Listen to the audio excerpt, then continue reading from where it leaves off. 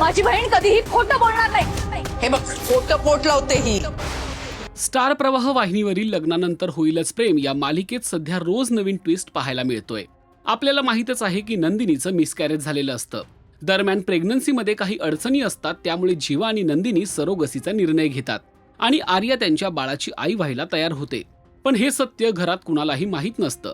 काव्याप्रमाणे नंदिनीही गरोदर आहे याच भ्रमात देशमुख परिवार असतो। एवढंच काय तर तिचे सगळे सोहळे देखील रीतीप्रमाणे केले जातात। आपण घरच्यांना फसवतोय याची जाणीव जीवा आणि नंदिनीला असते, पण घरच्यांच्या आनंदावर विरजण पडू नये म्हणून ते दिवसेंदिवस रोज नवीन खोटं बोलत जातात। वसू आत्या आणि रम्या यांना हे सत्य कळलेलं असतं आणि ते बाहेर काढण्यासाठी खूप प्रयत्न करतात। रम्याने तर नंदिनीचं खोटं पोट सगळ्यांसमोर दाखवलेलं असतं, पण जीवा त्यावेळी वेळ मारून नेतो। त्यामुळे वसू आणि रम्या जास्तच चवताळतात आणि जीवा नंदिनीचं पितळ उघडं पाडायचं ठरवतात। गुरुजींनीही घरात महाभारत घडणार असं भाकीत केलेलं असतं।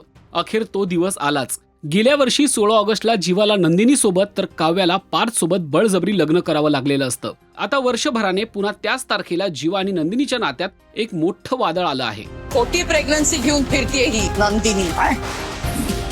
आत्या तोंड सांभाळून, माझी बहीण कधीही खोटं बोलणार नाही। हे बघ, खोटं पोट लावते ही।